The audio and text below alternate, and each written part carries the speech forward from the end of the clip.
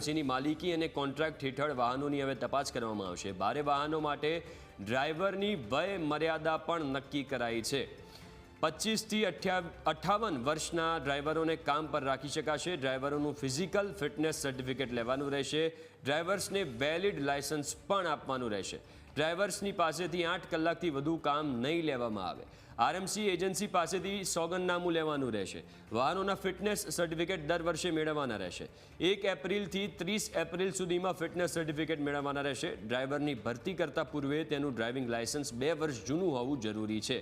તો હવે આ બધા નિયમો જે છે એને મોડિફાઈ કરવામાં આવ્યા છે અથવા તો નવા લાવવામાં આવ્યા છે। 25 થી 58 વર્ષના ડ્રાઈવરોને કામ પર રાખી શકાશે। એનાથી વધુ ઉંમર હશે તો નહીં રાખી શકાય। ડ્રાઈવરોનું ફિઝિકલ ફિટનેસ સર્ટિફિકેટ લેવાનું રહેશે। એટલે આ બધા જે નિયમો છે એ હવે જે કાં તો બતાવવામાં આવી રહ્યા છે કાં તો નવા બનાવવામાં આવ્યા છે। ઋષિ આપણી સાથે લાઈવ જોડાયેલા છે। ઋષિ, હવે આરએમસી પાછા નિયમો લઈને આવ્યું, પહેલાં તો એ જણાવો કે આ નિયમો હતા કાં તો પછી હવે નવા લાવવામાં આવ્યા છે, મોડિફાઈડ કરવામાં આવ્યા છે? પણ સવાલ એ છે કે આ નિયમો પછી કેમ બને છે? આ પહેલાં બનાવવાના નિયમો હતા, પહેલાં આ બધા નિયમોને પાલન કરવાનું હતું।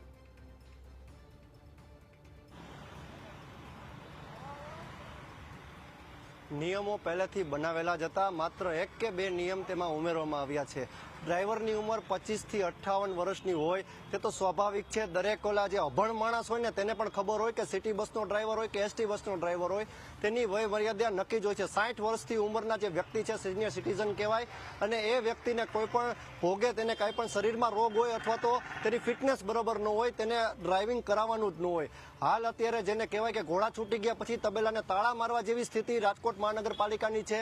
દર વખતે આ ઘટના બાદ જ કાંઈક ને કાંઈક નવા નિયમો લાવે છે અને તે નિયમોનું સખ્ત પાલન કરાવશે।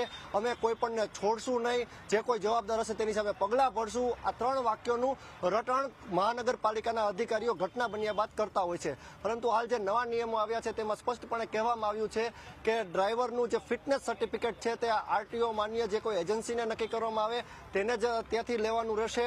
હાલ અત્યારે 25 થી 58 વર્ષની વય મર્યાદા પણ નક્કી કરવામાં આવી છે। નિયમો તો ઘણા છે પરંતુ નિયમનું સાચા અર્થમાં પાલન કોઈ પણ અધિકારીઓ કરાવી નથી શકતા તે વાત પણ ચોક્કસ છે। જી બિલકુલ, આભાર ઋષિ વિગતો આપવા માટે। તો